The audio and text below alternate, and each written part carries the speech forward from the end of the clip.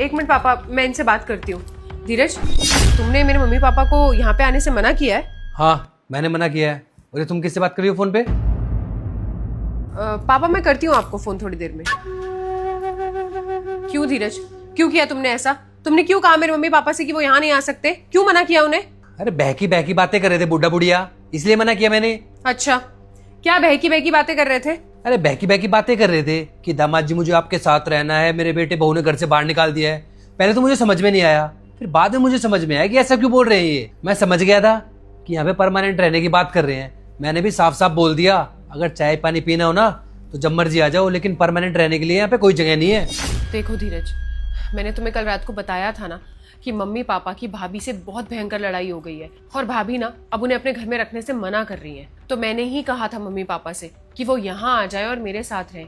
और तुम अच्छे से जानते हो धीरज कि मम्मी पापा बहुत बुजुर्ग हैं, वो कहाँ जाएंगे इस उम्र में, कैसे मैनेज करेंगे सब कुछ।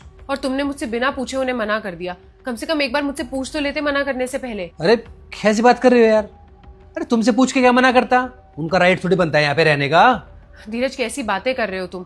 माँ बाप हैं वो, मेरे, मुझे जन्म दिया है उन्होंने, और इस घर पे मेरा कोई अधिकार नहीं है क्या? मैं बुला नहीं सकती उनको यहाँ पे अपने साथ रहने के लिए? यार कैसी बात कर रही हो तुम? तुमने खुद ही तो मना किया था ना कि इस घर में कोई भी बुजुर्ग नहीं रहेगा, वरना मेरी मम्मी आज यहीं पे रह रही होती ना। तुमने ही मना किया, इस वजह से आज मेरी मम्मी इस घर में नहीं है।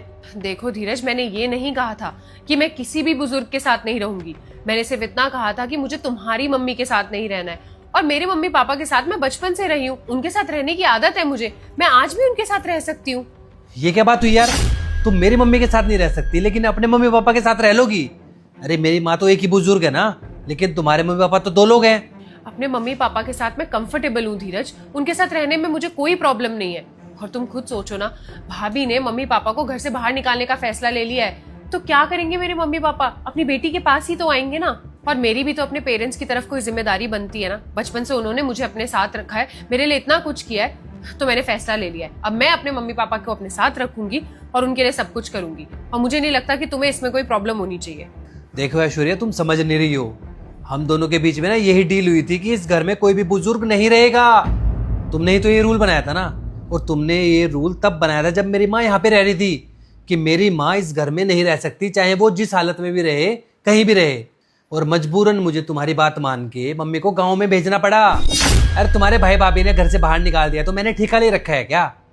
वो इस घर में नहीं रह सकते है तो वो भी बुजुर्ग ही ना। देखो धीरज, प्लीज बात को समझने की कोशिश करो। मेरे मम्मी पापा ने कर्जा लेके मुझे पढ़ाया है और आज तक भी वो कर्जा उतार नहीं पाए हैं।